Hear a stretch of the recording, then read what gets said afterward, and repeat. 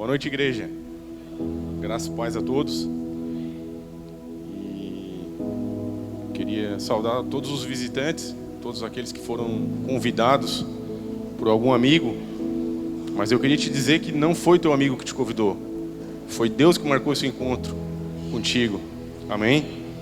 E às vezes, irmãos, a gente se acha indigno de estar aqui em cima, miserável, e realmente a gente é, mas enquanto o louvor ministrava aquela canção ali, né, o Senhor falou ao meu coração que eu sou um improvável, mas aquele único que não tinha pecado, que era o único que poderia me condenar, me perdoou, e o vazio que havia em mim, hoje é a morada dele.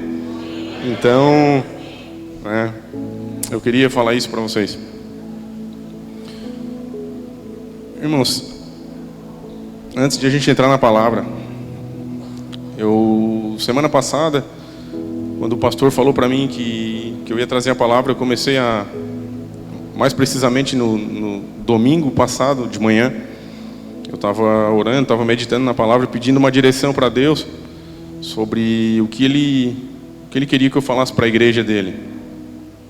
E aí veio ao meu coração de eu falar sobre a Arca de Noé.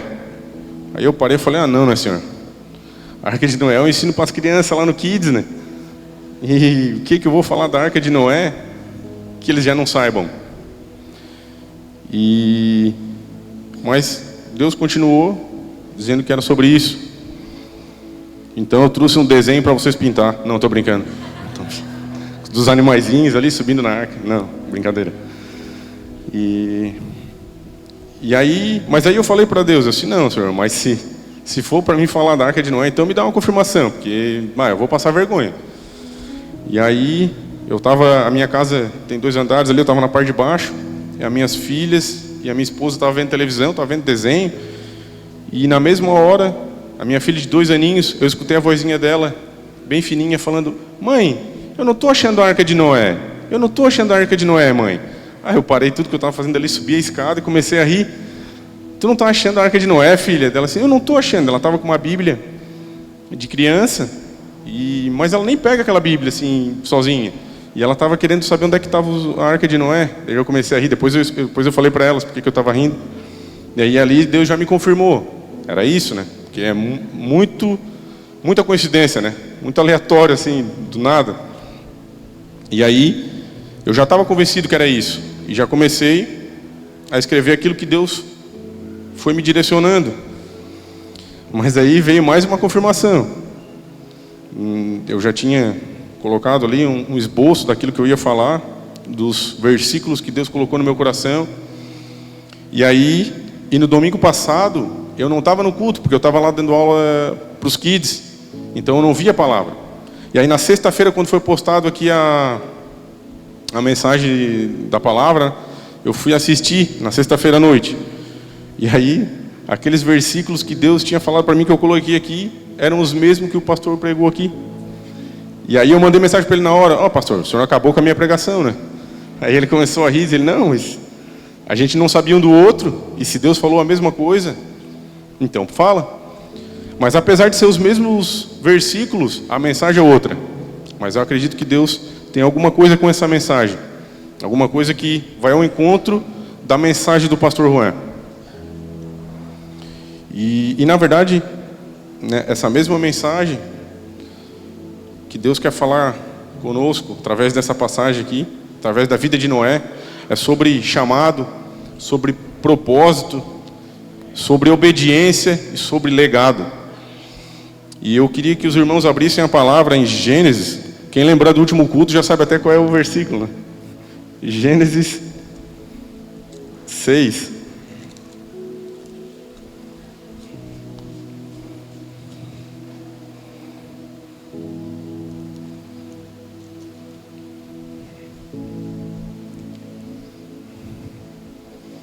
Bizu, o Gênesis é o primeiro livro. Amém? Versículo 5 em diante, né? Capítulo 6, versículo 5 em diante. Quando o Senhor viu que as pessoas eram muito más e que sempre estavam pensando em fazer coisas erradas, ficou muito triste por haver feito os seres humanos. O Senhor ficou tão triste, com o coração tão pesado, que disse: vou fazer desaparecer da terra essa gente que criei, e também todos os animais, os seres que arrastam pelo chão e as aves, pois estou muito triste porque os criei. Mas o Senhor, Deus, aprovava que Noé fazia. E continua ali no 9. Esta é a história de Noé. Ele foi pai de 3 filhos, Sem, Cã e Jafé. Noé era um homem direito e sempre obedecia a Deus. Entre os homens do seu tempo, Noé vivia em comunhão com Deus. Em outra versão vai dizer que Noé caminhava com Deus, andava com Deus. Para Deus, todas as outras pessoas eram más e havia violência por toda parte. Deus olhou para o mundo e viu que estava cheio de pecado, pois todas as pessoas só faziam coisas más. Até aí, irmãos. Qualquer semelhança com o mundo de hoje é mera coincidência, né? Nosso mundo está como nos dias de Noé, corrompido. E aí, podem se assentar, irmãos. Desculpa. É só uma horinha em pé também, tranquilo. E o que me chamou a atenção já no início ali, por que Deus chamou Noé? Porque ele tinha a melhor motosserra da época, tinha uma motosserra Steel, daquela profissional, tinha uma madeireira, tinha conhecimento em construções, era engenheiro. Não, né? A palavra vai falar que Noé andava com Deus, Noé caminhava com Deus, Deus confiava em Noé. Talvez tivesse pessoas mais habilidosas, talvez tivesse pessoas mais preparadas, mas mesmo assim, Deus preferiu escolher aquele que andava com Ele, aquele que estava com o coração alinhado com Ele. E o texto continua ali em Gênesis 13. Deus dá instruções para Noé. Deus disse a Noé: resolvi acabar com todos os seres humanos. Eu os destruirei completamente e destruirei também a terra, pois está cheio de violência. Pegue madeira boa e construa para você uma grande arca. Faça divisões nela e tape todos os buracos com piche, ou alguma versão betume, por dentro e por fora. As medidas serão as seguintes: 130 metros de comprimento por 22 de largura por 3 de altura. Faça uma cobertura para a arca e deixe um espaço de meio metro entre os lados e a cobertura. Construa 3 andares da arca e ponha uma porta num dos lados. Vou mandar no dilúvio para cobrir a terra, a fim de destruir tudo que tem vida. Tudo que há na terra morrerá. Mas com você eu vou fazer uma aliança. Portanto, entre na arca e leve com você sua mulher, os seus filhos, suas noras, e também leve para dentro da barca um macho e uma fêmea, de todas as espécies de aves, de todas as espécies de animais, de todas as espécies de seres que se arrastam pelo chão, a fim de conservá-los vivos. Ajunte e leve todo tipo de comida para vocês e os animais tenham o que comer. Noé fez tudo o que Deus havia mandado. E, irmãos, Noé recebeu apenas as instruções. E a palavra vai dizer, ela não diz exatamente quanto tempo Noé levou para construir a arca, mas de acordo com alguns relatos, e estudando, alguns estudiosos ali acreditam que Noé possa ter levado de 70 a 100 anos para construir a arca. E muitas vezes, quando Deus nos dá uma palavra, a gente quer que ela se cumpra na hora, a gente quer que ela aconteça naquele mesmo momento, naquele mesmo mês, naquele mesmo ano, e não descansa naquilo que Deus quer. Não faz como Noé. A gente fala, se Deus falou que vai acontecer, é porque vai acontecer. Eu não preciso fazer nada, eu vou ficar só esperando, vai acontecer. E não. A palavra aqui diz que não é assim. Porque quando Deus nos dá uma palavra, Ele dá o tempo. Ele diz o que temos que fazer, mas nós temos que fazer. E Deus não montou a arca. Deus, em toda a sua soberania, Ele podia ter dado uma arca pronta, mas Ele não deu. Ele deu um manual de instrução, com poucas instruções, não deu as peças. Noé teve que construir as peças e teve que montar o quebra-cabeça. E a Bíblia não diz se Noé teve ajuda. A gente acredita que os filhos de Noé, os 3 filhos de Noé, possam ter ajudado ele, mas mesmo assim era um empreendimento gigantesco, né, para a época. Lembrando que Noé nem sabia o que era um barco, um navio, nem chuva, porque a palavra vai dizer que naquela época a terra era molhada com orvalho, e muito menos um dilúvio. Noé não era engenheiro. E imaginem só, todos os dias Noé entrava na floresta e cortava madeira. Todos os dias Noé entrava na floresta e cortava árvore. Todos os dias Noé entrava na floresta e derrubava árvores. Durante 100 anos ele fazia a mesma coisa. Entrava na mata, cortava a árvore, levava embora. Fazia as tábuas. Durante 100 anos. Talvez Noé sofria bullying naquela época. Talvez as pessoas riam dele, talvez ele era chacota. Talvez ele era o meme da época. Lá vem o louco da arca. Esse maluco está fazendo sei lá o que ele vai fazer. Ele está louco, né? Durante 100 anos, as pessoas riam dele. Muitas vezes as pessoas vão rir quando a gente vai falar daquilo que Deus nos chamou para fazer. Muitas vezes as pessoas vão tentar nos desacreditar. Tu não vai. O Simon vai pregar. Não tem como. Mas como eu falei ali no início, Deus usa realmente os improváveis. E então as pessoas elas vão tentar tirar os nossos sonhos, nos desacreditar, vão tentar fazer com que a gente pareça louco, vão tentar fazer com que a gente pareça que está fora. E o exemplo que eu lembrei quando eu preparava essa palavra foi aquela história que o pastor Juan conta de quando ele chegou no Brasil. Muitas pessoas, muitos pastores inclusive, o desacreditaram. Falaram, o que tu está fazendo aqui no Brasil? Volta para o Peru, aqui não é tua terra. Aqui não vai dar certo. Não tem espaço para ti aqui a gente tem pastores. Mas o pastor Juan sabia de quem que ele estava ouvindo a voz. Ele continuou construindo a arca. E por isso a gente está aqui, dentro da arca. A gente está aqui porque o pastor Juan acreditou na voz que ele estava ouvindo. E Noé sabia o que estava fazendo. Noé sabia para onde estava indo. Noé sabia quem estava falando com ele, a voz que ele estava ouvindo. Ele sabia que ele não estava louco. E ele sabia que ele estava debaixo de uma promessa. E aqui, irmãos, daqui para frente Deus começou a falar comigo sobre outra coisa. A Bíblia não fala,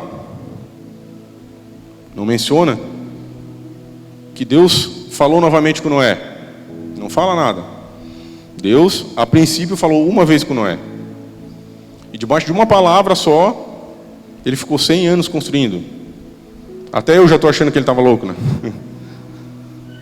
Ele ouviu uma vez e sabia quem tinha falado com ele e foi construir.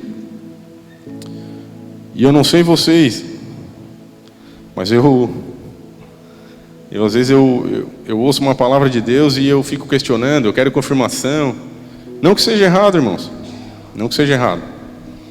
Mas Noé, quando ele ouviu aquela palavra, ele não foi atrás da irmã do coque, ele não foi atrás dos irmãos da intercessão, ele não foi no monte, ele não fez vigília, ele não fez campanha, ele não fez jejum, ele não foi falar com o profeta lá que revela CPF, RG. Não que algumas coisas dessas que eu falei não seja bom de a gente fazer, mas ele não fez nada disso, porque ele sabia o que ele estava fazendo. Mas o que Deus falou comigo, eu não sei vocês, mas eu fico questionando, eu fico pedindo confirmação daquilo que eu já sei, irmãos, não daquilo que eu tenho dúvida, naquela palavra porque quando a gente recebe uma palavra, quando Deus fala com a gente, quando o irmão revela alguma coisa, quando a gente tem uma direção, é claro que a gente precisa ver se ela está de acordo, se ela é bíblica, se ela tem fundamento. Mas aqui não é isso que eu estou falando, aqui é quando é aquela palavra que a gente já sabe, que o Espírito já testificou com a gente sabe que mas a gente fica questionando. E aí Deus falou comigo sobre isso, que eu fico perdendo tempo, enquanto já era para mim estar construindo a minha arca, ou pelo menos afiando o meu machado, e eu fico perdendo tempo, querendo saber se realmente é isso, de algo que eu já tenho certeza. Deus já falou comigo, eu fico teimando. E aí nisso ele fala sobre constância, resiliência e foco, que é isso que Noé tinha: constância, resiliência e foco. Noé não estava preocupado em fazer uma arca em tempo recorde.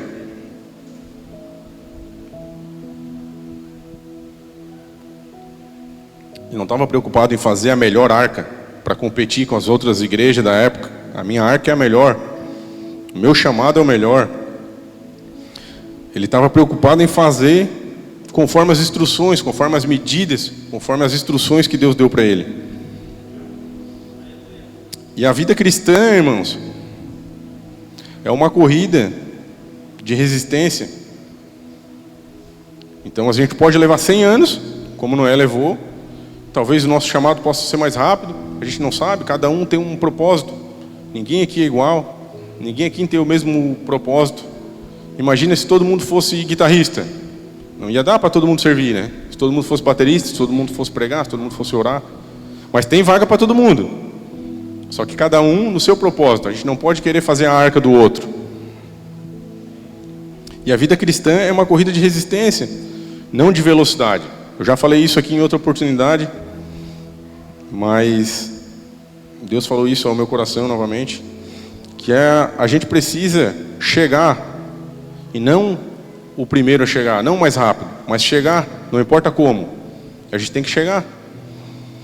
E Paulo vai falar aos Gálatas, não precisam abrir, Gálatas 5:7, ele exorta os Gálatas e fala: vocês corriam tão bem, o que vos impediu de obedecer à verdade? Paulo compara a vida cristã a uma corrida, né?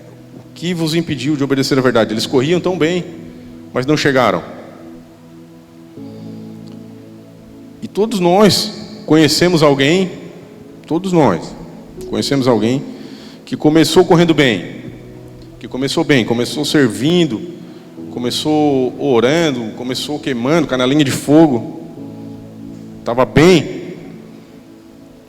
Pastores, diáconos, enfim, membros, todos nós conhecemos alguém que se desviou em algum momento, que se perdeu no caminho, não teve o foco, não teve essa constância, não teve a disciplina, a resiliência de continuar nessa corrida que é de resistência, não é de velocidade. Corrida de velocidade é uma corrida de 100 metros. Corrida de resistência é uma maratona de 42. Então, é diferente. O objetivo é diferente. Uns caíram pelo caminho, pelo cansaço, não conseguiram administrar, né? Queriam ser afoitos, queriam fazer tudo ao mesmo tempo, caíram pelo cansaço. Outros por problemas diversos, por prazeres, por distrações, como a irmã Andréia pregou há umas 2 quarta-feiras atrás, as distrações que nos tiram do foco, do caminho. Outros por serem negligentes, como o pastor João pregou na quarta, a negligência com a palavra, a negligência com as coisas de Deus. Outros por fama, a gente sabe o que acontece. Outras seduzidas pelo dinheiro. E aqui, irmãos, muitos têm enriquecido em nome de Deus. Não é pecado a gente prosperar. Pelo contrário, é bênção. Mas quando a gente começa a prosperar em nome de Deus, quando a gente começa a prosperar com as coisas de Deus, tome cuidado. Quantas pessoas estão ricas, mais ricas, milionárias, quiçá bilionárias? Vocês devem conhecer, no Brasil tem, a gente sabe, e no mundo inteiro, com a fé das pessoas. Ou pior, com o seu próprio dom, aquele dom que Deus te deu. E Deus não está nem aí para o teu dom, irmão. Foi Ele quem te deu. Foi Ele quem te deu. E Ele te deu não para te exaltar, não porque tu é melhor que alguém. Ele te deu para glorificar o nome dEle e para servir os irmãos, como está na palavra. Imagine, irmãos, o que teria acontecido se no meio do caminho Noé tivesse se distraído e usado o seu dom, o seu chamado, o seu propósito para interesse próprio. Um dia chega todo dia, lembrando que todo dia ele entra na floresta, corta a árvore, entra na floresta, corta a árvore. Imagina que um dia chega um vizinho e pergunta para ele: ô Noé, estou precisando fazer uma mesa na minha casa. Tu não me arrumava uma tábua? Pode pegar, fechou. Aí aquele vai falar: ô Noé tem umas tábuas boas ali. E lembra que Deus mandou ele pegar madeira boa. E outro dia, chega outro vizinho: Noé, não me dava umas tábuas aí para fazer uma porta ali para minha casa? Não, pega ali. E aí vai no boca a boca que as tábuas de Noé eram as melhores daquela época, bem feitinha, lembrando que ele fazia com excelência, como a pastora abriu o culto, né? Tudo que fizeres, Colossenses 3:23, tudo que fizeres, façam de todo o coração, como se estivesse fazendo para Deus e não para homens. Então Noé estava fazendo com excelência.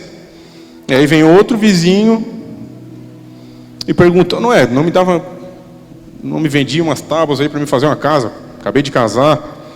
E aí Noé, como era um homem bom, imagina, pode encostar a carroça aqui, pega aí as tábuas que tu quer do que? De pinos, eucalipto, de itaúba, pode pegar. Depois tu faz o pix aí, fica frio que depois a gente acerta. E aí ele tem uma ideia. Falou com os filhos: e se nós fizéssemos uma madeireira? Vai dar boa, né? Todo mundo vai comprar com a gente. E aí Noé abre a maior madeireira daquela época. Fica rico, próspero. Só que ele esquece o que ele ia fazer todos os dias na mata. Ele esquece o que ele ia fazer todos os dias cortando madeira na floresta. E o que Deus falava para mim é que para mim nunca me esquecer, e isso eu estendo para os irmãos, nunca me esquecer o que eu vou fazer todos os dias no mato para cortar árvore. O porquê que eu vou cortar árvore todos os dias. Para a gente não se desviar do foco. Porque aos olhos dos homens parecia muito bom a ideia dele. Imagina, né? Mas quando a gente se desvia e a gente sai do caminho de Deus. Imaginem só se Noé acaba se desviando do caminho e não faz a arca. Ou fala: eu posso fazer a arca depois. Também Deus deu tempo, Ele não falou quando é que era o dilúvio. Vai saber. Eu faço depois, vou fazendo como posso. Quando eu chegar do serviço eu vou fazendo. Ou talvez ele esquecesse o que ele estava fazendo cortando madeira e esquecesse a arca, deixasse para lá. Imagine o que teria acontecido, porque todo mundo sabe qual foi o desfecho final, né? O que aconteceu? O dilúvio. E aqui, eu queria falar para vocês uma passagem, não precisa abrir também, o que Paulo vai falar sobre a gente estar firme, convicto, na obra que a gente está fazendo. Paulo vai falar aos Coríntios, 1 Coríntios 15, 54, que vai dizer: portanto, meus amados irmãos, sede firmes e constantes, sempre abundantes na obra do Senhor, sabendo que o vosso trabalho não é vão no Senhor. Eu vou repetir. Portanto, meus amados irmãos, sede firmes e constantes, sempre abundantes na obra do Senhor, sabendo que o vosso trabalho não é vão no Senhor.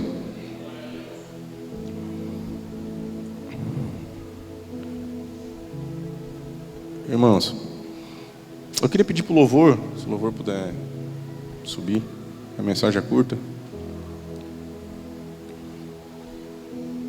E por último, eu queria falar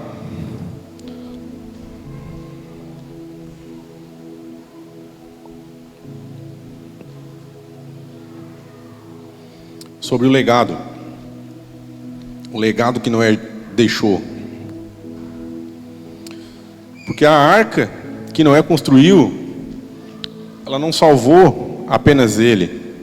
A arca que Noé construiu salvou a esposa, os filhos, as noras, os netos que viriam depois, toda a sua descendência e toda a humanidade, através de Noé, através da obediência de Noé. Então, o legado que Noé deixa é o que a gente tem que seguir. A arca que você e eu estamos construindo, que você está construindo, vai salvar os seus filhos, vai salvar a esposa dos seus filhos, o marido das suas filhas, os seus netos, toda a tua descendência. Mas aí eu te pergunto, você está fazendo uma arca bem feitinha? Você está usando betume para vedar, como Deus falou para Noé? Porque muitas vezes a gente vê uma arca bonita, a gente vê uma arca imponente, aparentemente. Mas quando a gente vai ver, essa arca está furada, ela está entrando água. A gente fica mantendo as aparências, tirando a água com o baldinho. Mas não se engane, irmãos.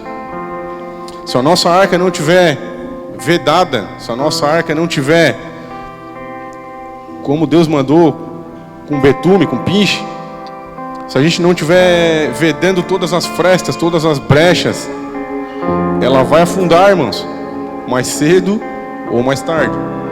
Todos nós conhecemos pessoas, casamentos cristãos que afundaram. E não adianta, não tem outra saída.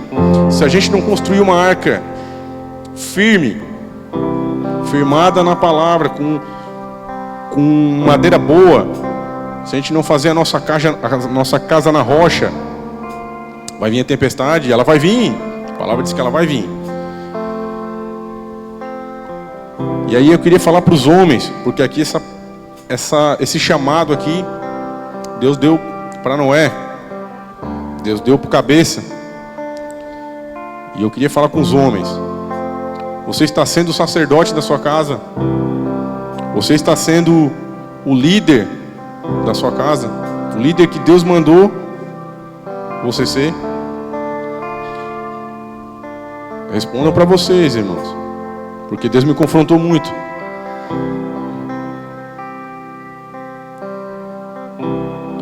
Se nós estamos buscando a presença como deveríamos, se estamos edificando a nossa casa na rocha, se estamos deixando um legado para os nossos filhos. Bem rapidamente eu queria falar uma coisa que aconteceu essa semana. Eu estava brincando com a minha filha de 2 anos, a Luísa, e estava fazendo comidinha ali para uns animaizinhos. E aí ela falou assim: ah, pai, vamos orar para eles comer. Daí eu não entendi, assim, vamos fazer o quê? Eu achei que ela tinha falado outra coisa. Ela falou, vamos orar. E aí, não, eu fiquei surpreso, assim, porque eu nunca incentivei ela a orar, sendo bem sincero. Ela vê a gente orando, mas eu nunca falei, ora, fazer alguma coisa. Daí eu fiquei surpreso, então vamos orar. Daí ela pegou tá, então vamos. Daí eu fiquei esperando, ela assim, não, tem que fechar o olho, né? Aí eu fechei o olho, e aí com aquela vozinha, cara, uma criança de 2 anos, ela falou assim, papai do céu, eu te amo, amém. Foi uma oração rápida, né, irmãos? Foi assim. Mas eu tenho certeza que isso aí no mundo espiritual tem um peso, irmãos. Essa oração tem um peso que eu fiquei maravilhado, porque eu nunca falei nada. Daí eu perguntei, tá, mas aonde que tu aprendeu? Eu achei que ela ia dizer que aprendeu na escola, que ela vai na creche. Ela falou assim, ela fez bem assim, eu aprendi na igreja, né? Então assim, ó, aquilo que a gente está fazendo parece que não está, às vezes parece que não está tendo resultado, parece que não tem ninguém olhando. Mas quando eu olho para trás, eu vejo as minhas filhas no caminho, 2 aninhos e meio ela tem, irmãos. E ela falou isso, vamos orar. Aí depois, quando a gente foi almoçar, daí eu pedi, né? Vamos orar, filha dela, vamos. Tá, tu que faz a oração. Ela pegou, ela pegou assim as mãos, tinha que todo mundo dar a mão. Demos a mão e ela orou de novo. Papai do céu, eu te amo. Amém. Tá bom. E às vezes a gente tem vergonha de abrir a nossa boca e orar. Às vezes a gente tem vergonha de falar das coisas de Deus. E aí eu tomei um tapa na cara, porque eu estou perdendo para uma criança de 2 anos e meio, né?